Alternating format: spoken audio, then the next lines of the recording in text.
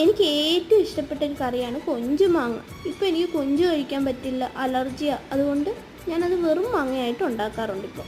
അപ്പോൾ ഞാൻ വിചാരിച്ചു ഇന്ന് ഉച്ചയ്ക്ക് ചോറിന് വെറും മാങ്ങ ഉണ്ടാക്കിയാലോ. പ്രത്യേകിച്ച് പച്ചക്കറിയൊന്നും വീട്ടിലില്ല. ഭാഗ്യത്തിന് ഒരു കുഞ്ഞു മാങ്ങ എനിക്ക് കിട്ടി താഴെ നിന്ന്.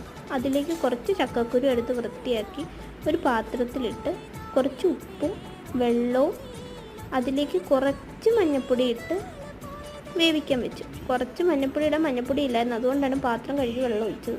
അതിലേക്ക് കുറച്ച് മുരിങ്ങയ്ക്കയും ഇട്ട് തേങ്ങയും പച്ചമുളകും കുഞ്ഞുള്ളിയും നന്നായിട്ട് പേസ്റ്റ് പോലെ അരച്ച് അതിലേക്ക് ചേർത്തു.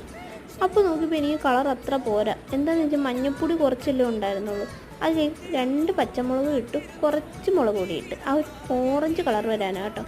അപ്പം നോക്കിയപ്പോൾ ചക്കക്കുരുവൊക്കെ ചെറുതായിട്ട് വെന്ത് വന്നിട്ടുണ്ട്, എന്നാലും കുറച്ചുകൂടെ ഒന്ന് വേവാനുണ്ട്. പിന്നെ ഞാൻ നന്നായിട്ട്